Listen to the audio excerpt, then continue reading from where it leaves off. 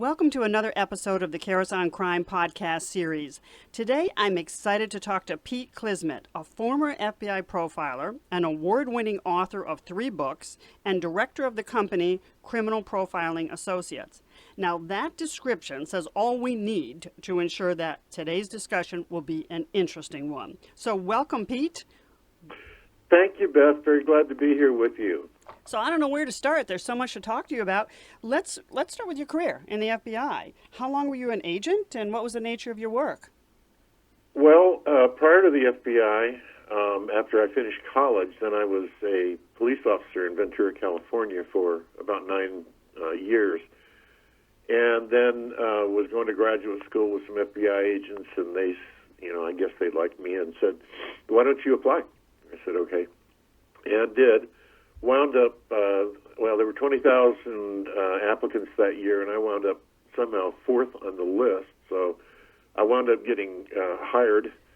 And after training school, then I went on back to Los Angeles, then wound up getting transferred to Cedar Rapids, Iowa, which was not as bad as one might think. But that was a very critical point for me because that's where I was selected as one of the original profilers for the FBI. Now, that was part of my duties. The stereotype is criminal minds, and that I would be working out of Quantico as a member of a team of 6 people with a Learjet accessible.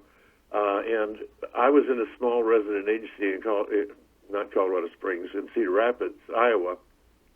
And so I didn't have all those things available to me, and I was on call to do profiling work when I was in Cedar Rapids, and that included the states of Iowa and Nebraska. So that's kind of a capsule summary. So let me ask you about this, because when was it that this profiling unit was established, and why?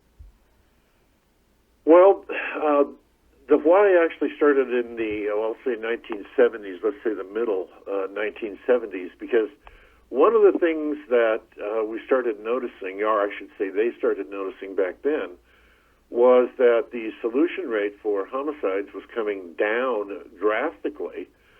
And so if we had an average, we have an average right now of 14,000 to 15,000 murders every year. Back in the 60s and 70s, we were solving 90% of those.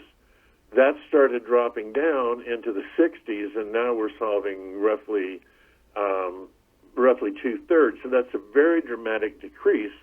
And if you do the math on that, we've gone from solving 1,500 murders in the United States to where now, not solving 1,500 murders, to now we're at the point where we don't solve about 5,000 out of 15,000 murders every year.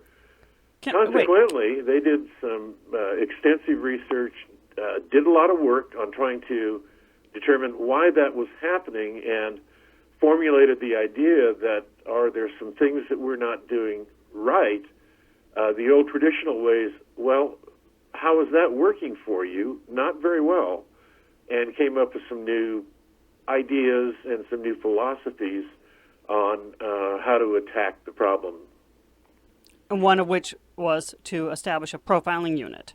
One of which was to establish a profiling unit. Now, also recognize that of those 5,000 murders that we have unsolved every year, the concept or the techniques involved in criminal profiling are not adaptable to all of them. For instance, if we have a drive-by shooting somewhere involving gangs, the profile is easy. It was a drive-by shooting involving gangs, but there are quite a few unsolved whodunit types of murders in the United States, and I'll put that number at about 1,000 that are probably adaptable to the concept of criminal profiling. So that's kind of where we stand nowadays, and have for, I'll say, the 30-plus years that I've been involved with this, and including the current time.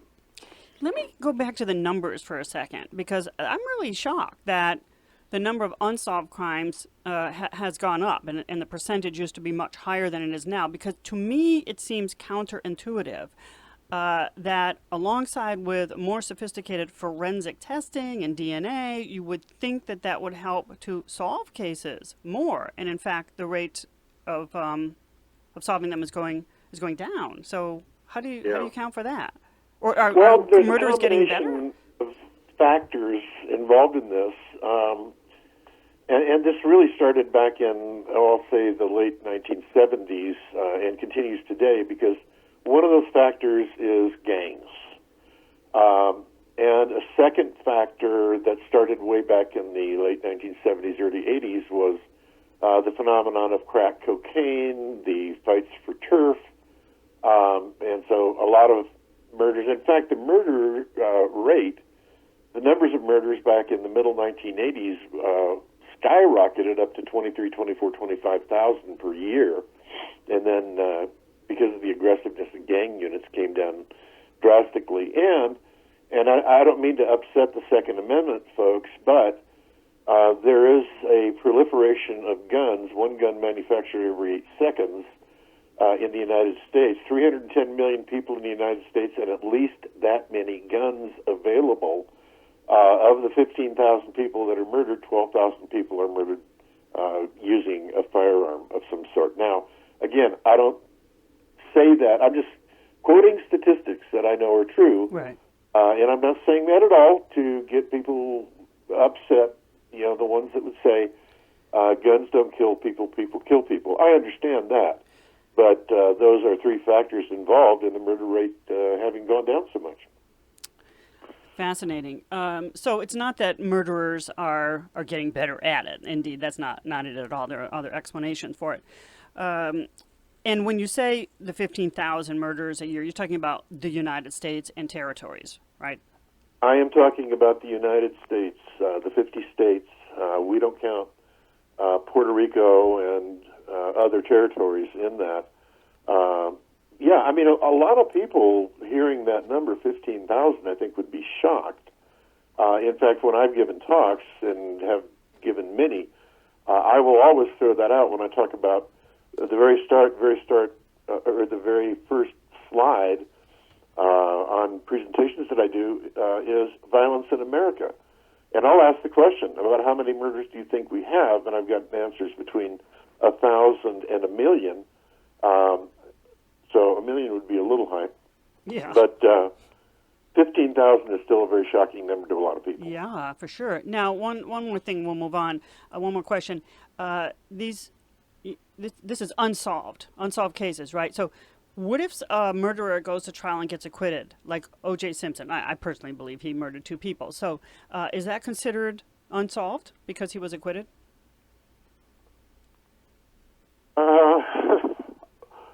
I'm not really sure the answer to that. And I think maybe I misspoke when I said there are 15,000 unsolved murders in the United States.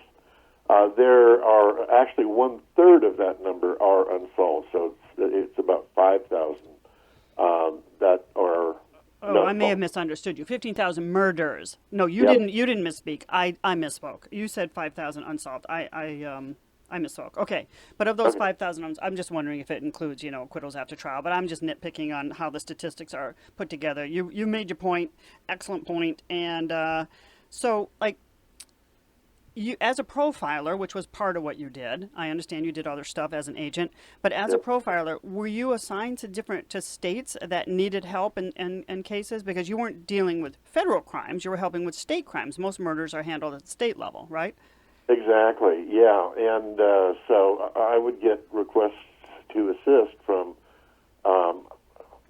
different agencies in Nebraska and Iowa primarily, but there were also some occasions when we would meet as kind of a regional group of profilers. And, for instance, we worked on the BTK killings down in Wichita, Kansas, which since has been solved, not by us.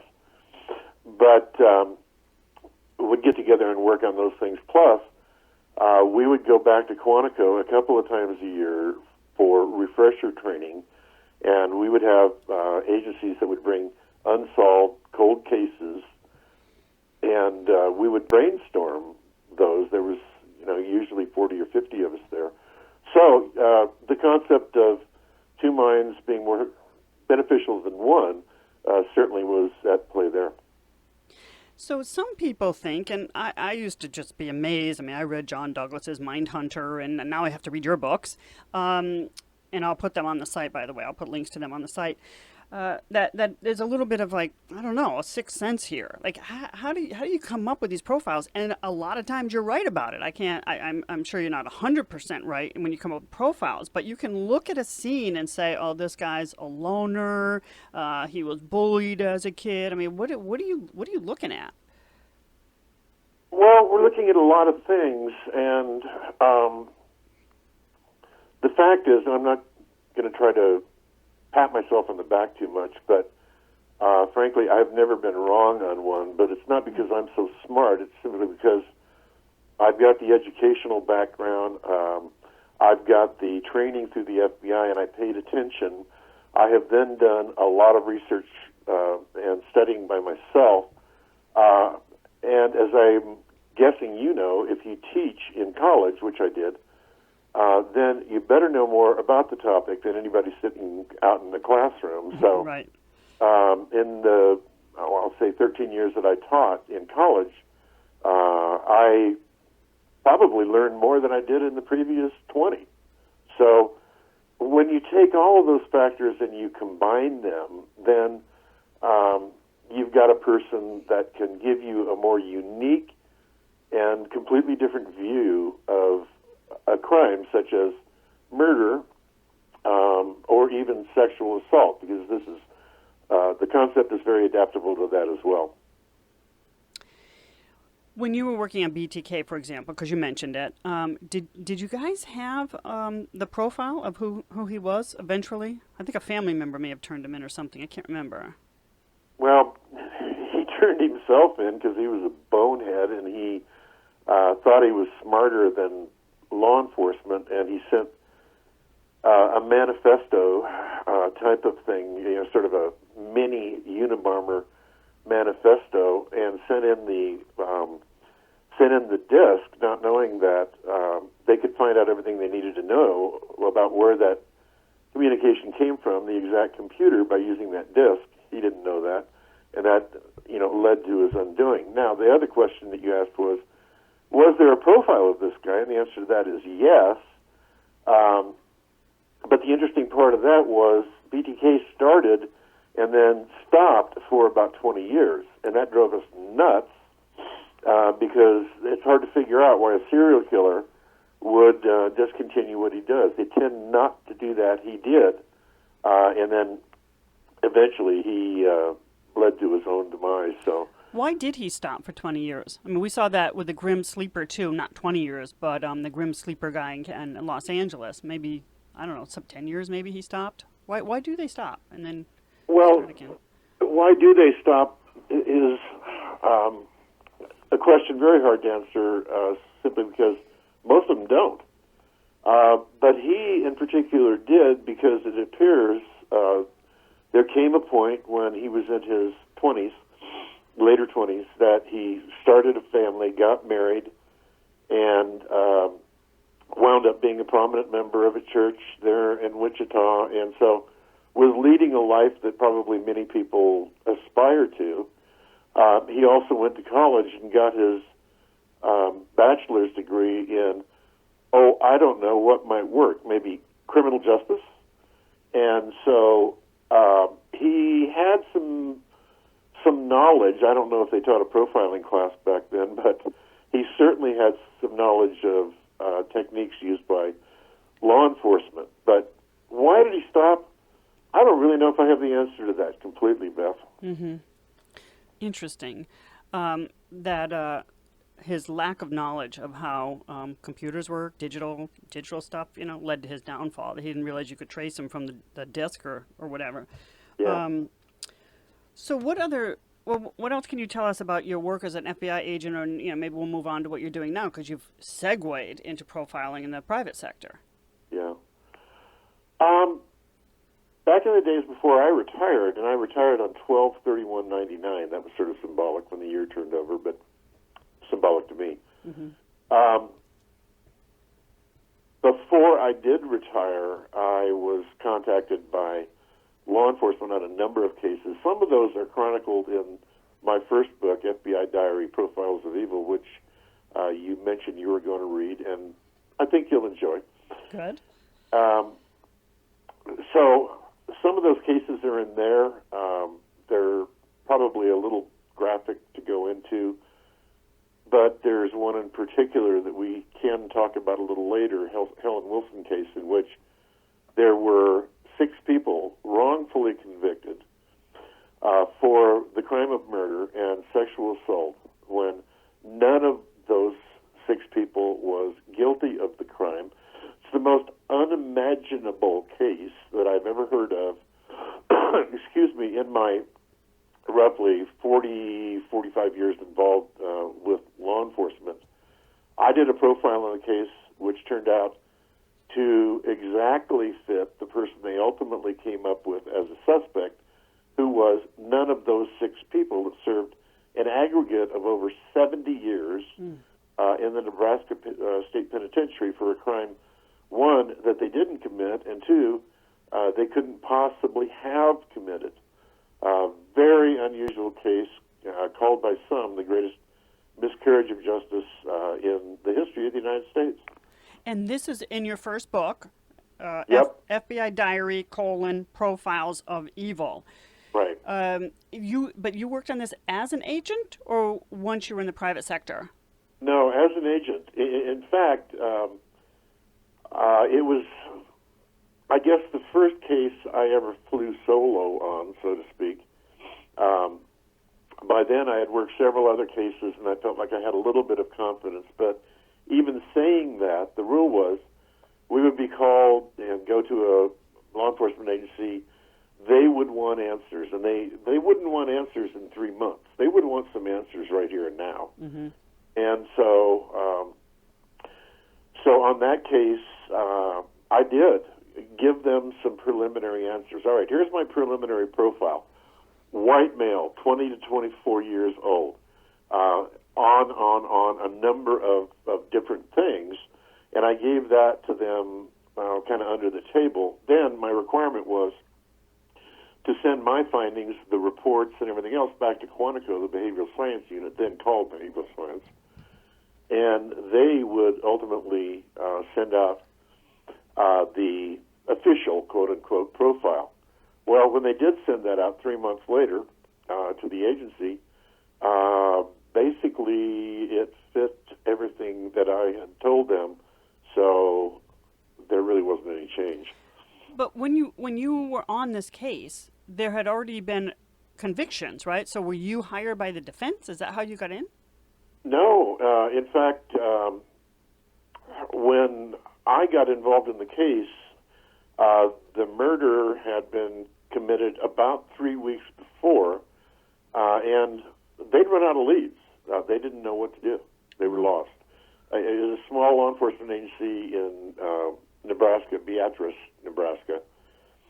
And so they called me, and that's the point at which I poured through reports, pictures of the scene, and just every other factor I could look at.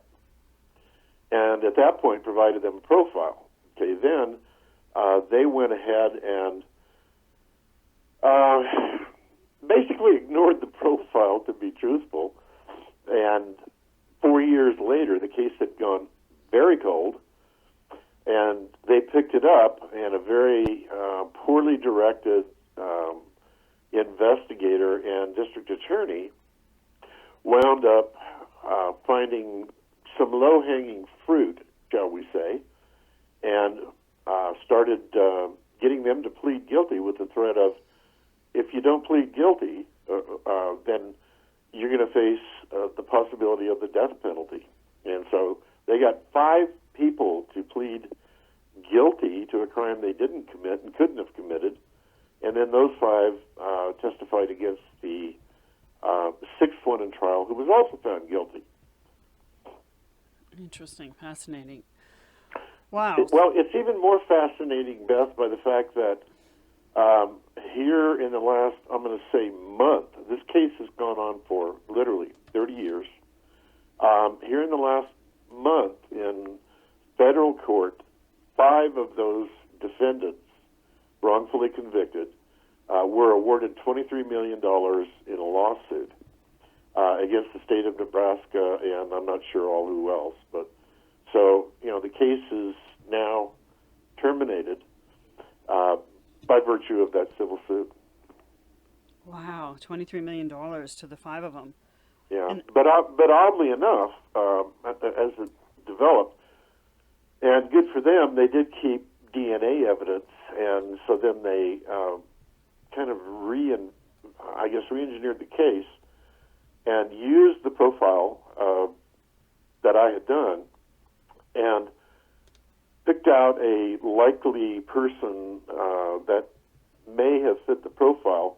They did a DNA match on him with the DNA from the crime scene, and he was a perfect match. He was the guy that committed the crime.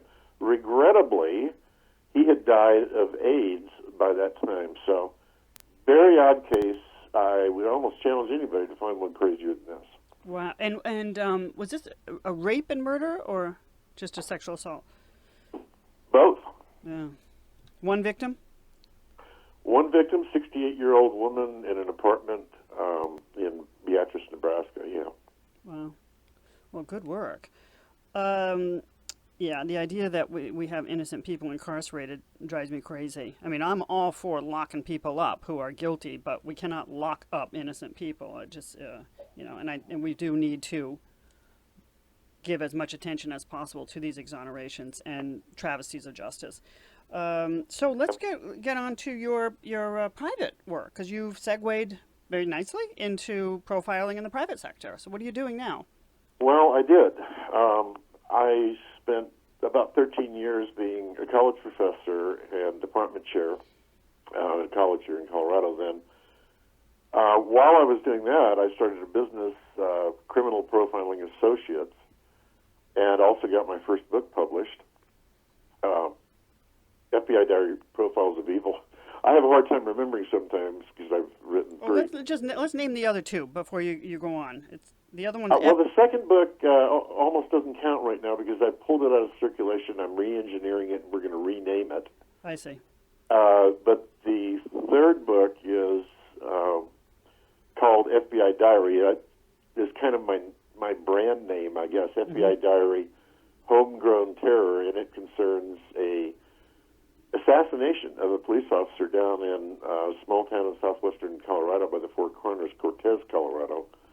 And then the subsequent search for 3 paramilitary survivalist guys who had murdered the officer, and just an incredible shootout in the town after the murder occurred.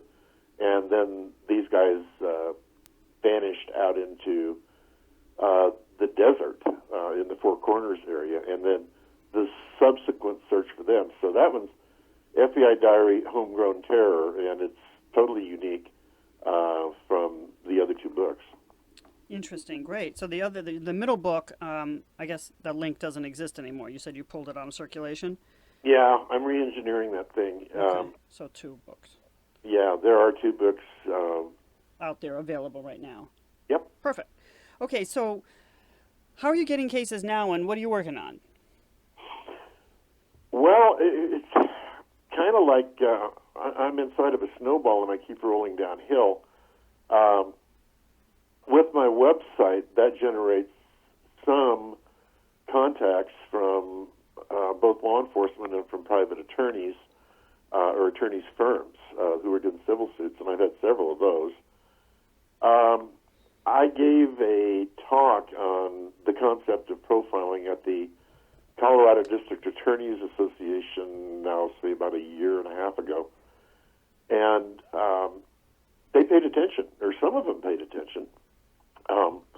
And so from that, I've gotten some referrals, and I don't know, it's kind of word of mouth. It's if somebody punches criminal profiling into the internet, then at some point they're going to find me or criminal profiler, which has happened, frankly, quite a number of times. So, well, are your clients families of, say, people who are missing or murdered and the cases are unsolved, or are your clients law enforcement, like district attorney's offices?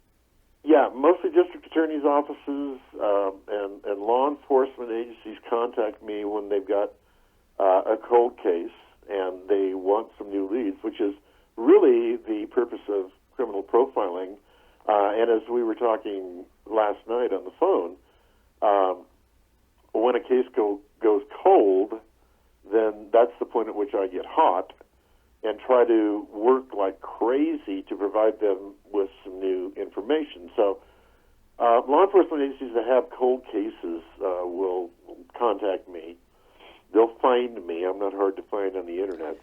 Do you have that phrase on your website, like, the colder your case, the hotter I get, or something like that? That's pretty good. That wasn't too bad. When we talked about that last night, that's the first time I ever said that. So, yeah, I ought to put that on the website.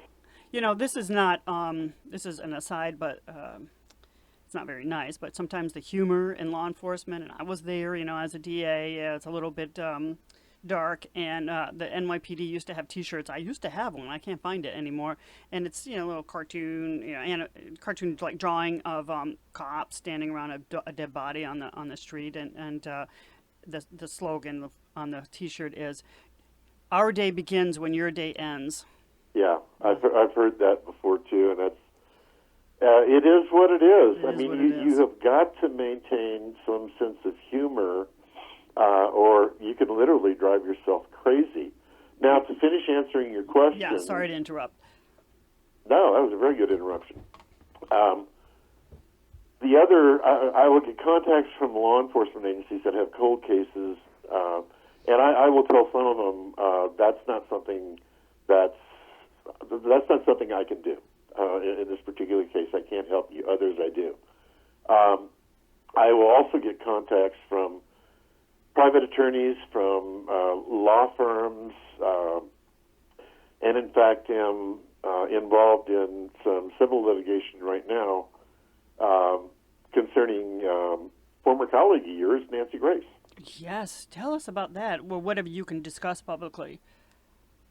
Well, it's most of it is public, so I think I can discuss most or all of it. But Nancy Grace used a person that was one of her consultants, excuse me, that called herself a profiler, but was anything but.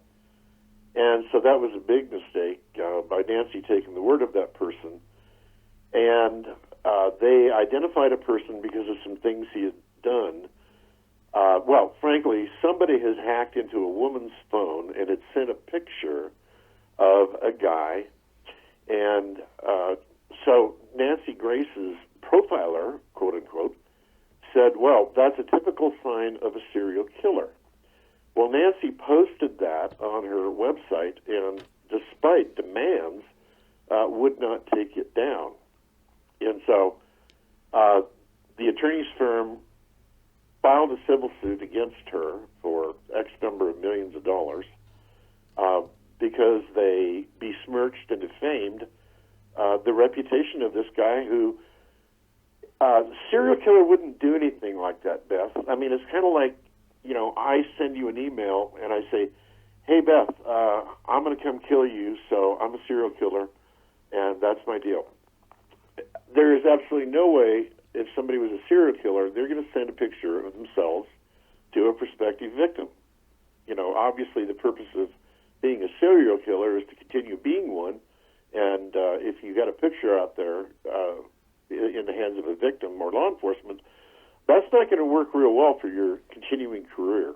So let me ask you about this case. The guy she said, Nancy said, was a serial killer based on her quote-unquote profiler telling her that. Right. Is that person consulted you to say, is this true? I mean, how did you get involved? That person being who? The one whose picture was up there, who's saying I'm being defamed. Oh, he contacted the law firm and said, we got to file a lawsuit to get this picture off because I am not a serial killer. I'm a nice guy that lives up in Boulder, Colorado. And so the law firm then looked into it and said, well, they've got an expert, quote unquote, from Nancy Grace's show saying that this person is. Let's find somebody that's an expert, if there is such a thing in profiling,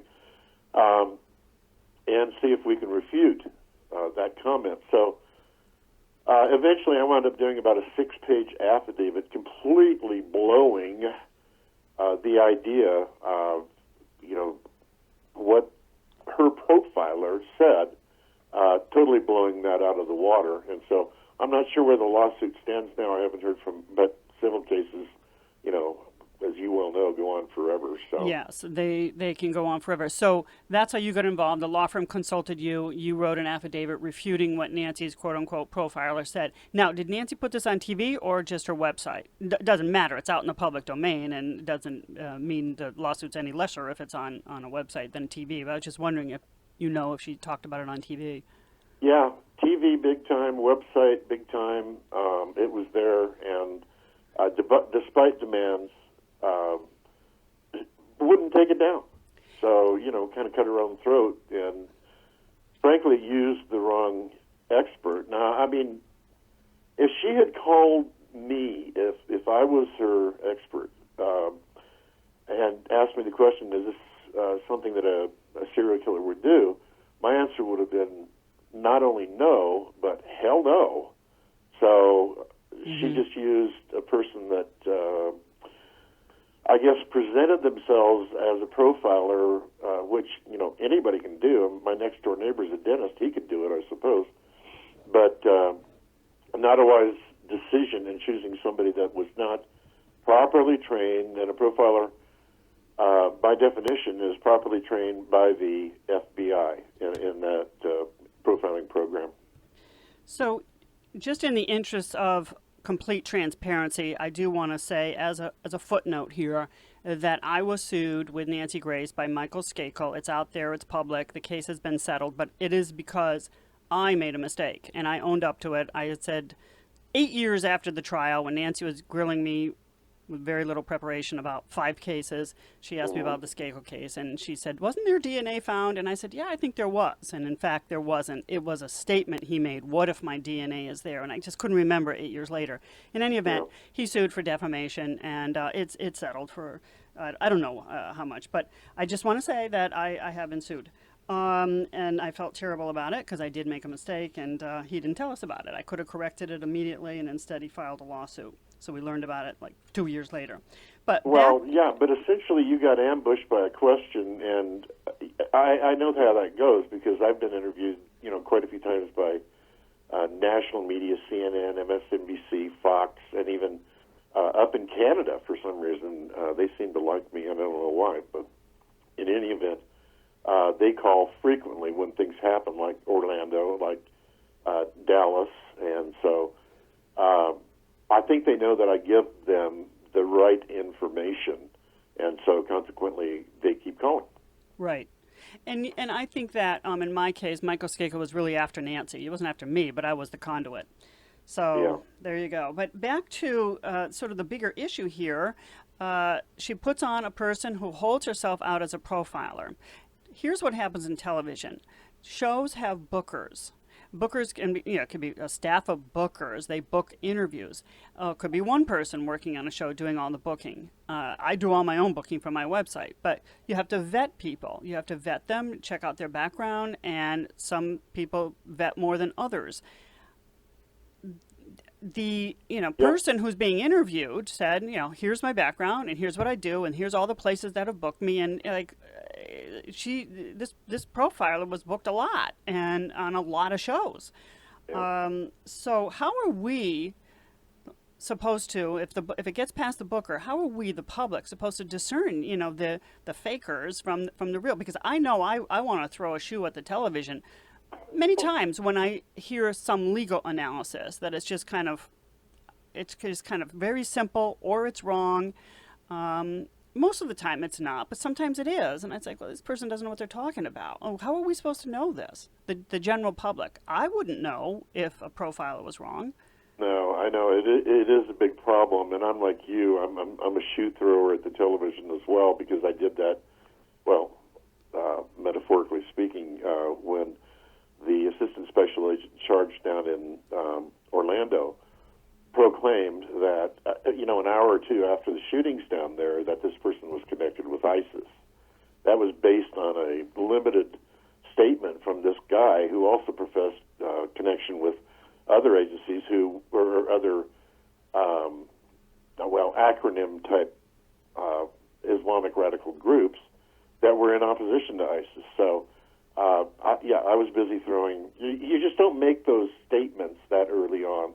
Now, the question is, how do you determine whether or not somebody is legitimate?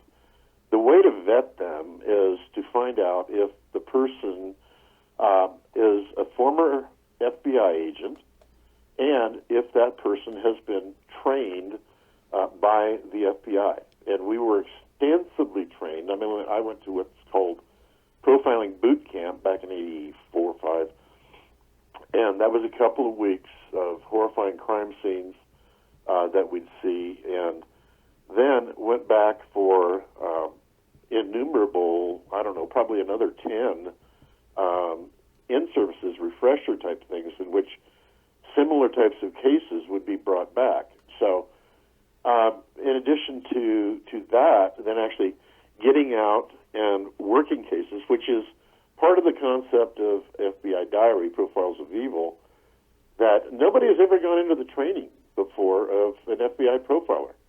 It's kind of like, what do they do? Is it visions? Is it magic? Is it Ouija boards? What is it? And so I go into that. I take the readers right into the training that we received, and then the next step of that is, okay, now that you've got this training, what do you do? Well, on a few occasions I yelled help, which was smart, and then on a few more occasions after I gained some experience, you can see in the book just exactly what happened with some of those cases. Well, are profilers only former FBI agents? I mean, the profilers don't exist at the state level? No, there actually have been some trained by the FBI, but the only legitimate, and I'll put a quote around that, legitimate, or maybe underline that, are those who have been trained by the FBI. Why is that? Well, because the FBI did extensive research. This is not based on crystal ball thinking or name that tune. Give me a couple of facts and I can profile it for you over the phone.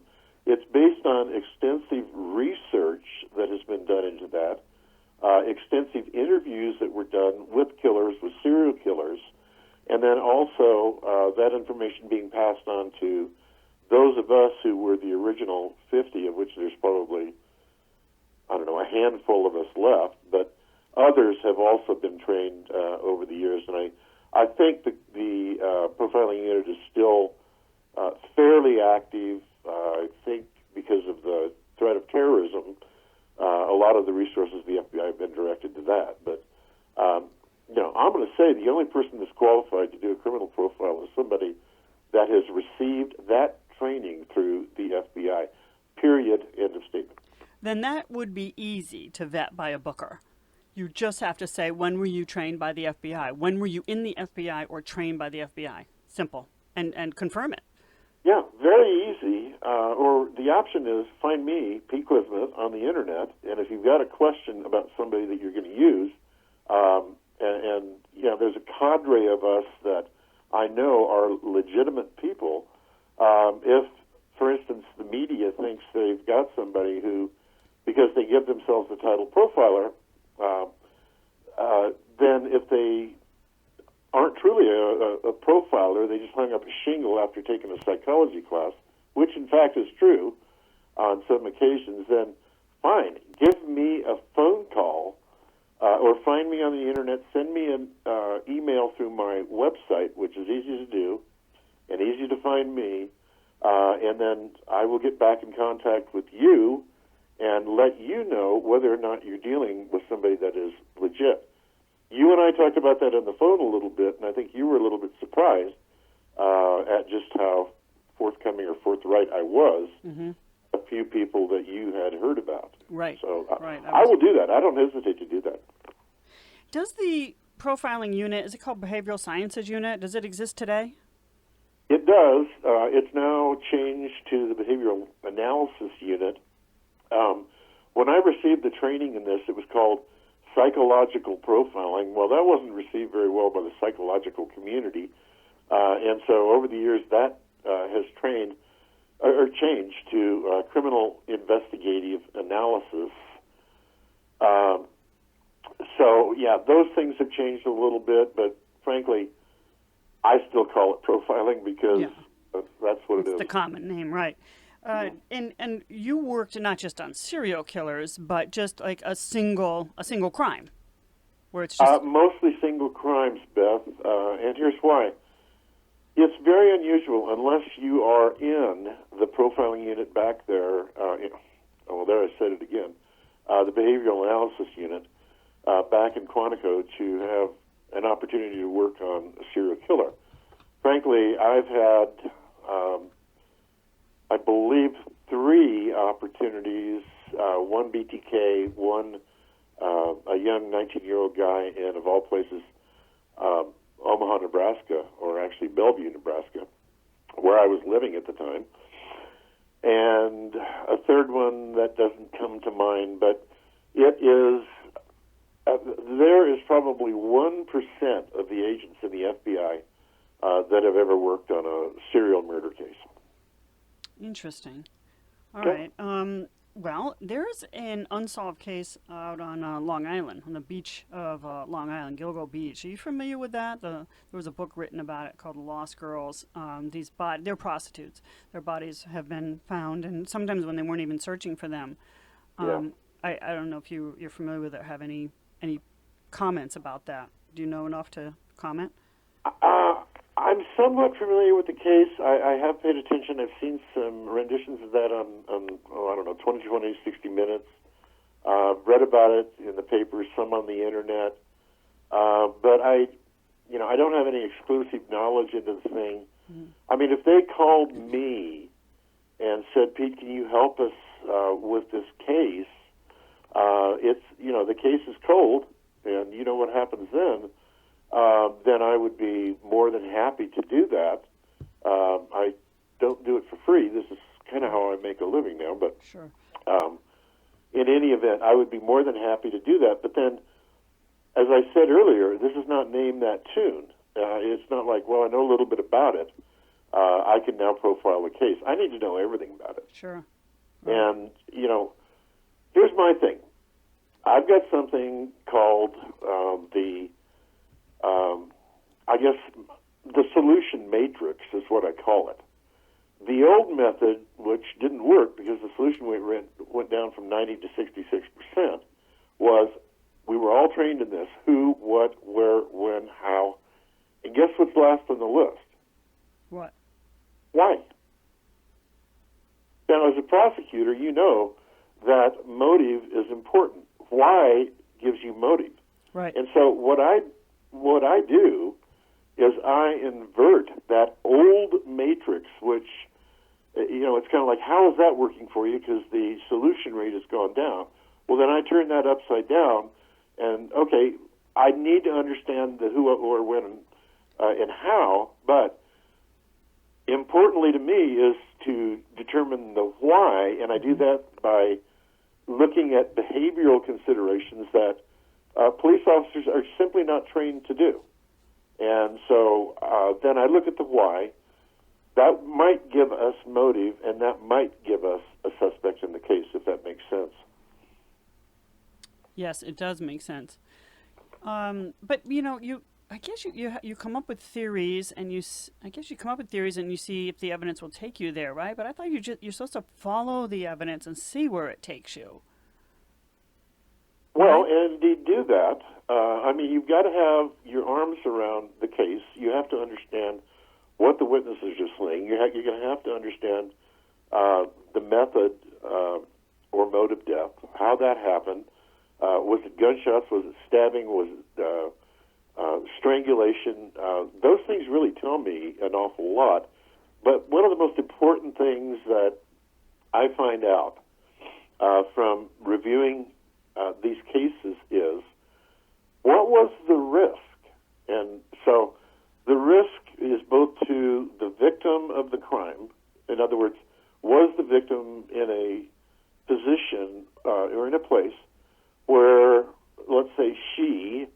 was at high risk, and maybe that's going out to nightclubs 3 or 4 times a week, and then going back to a car, or some other circumstances like that where the victim is placing themselves at a high risk.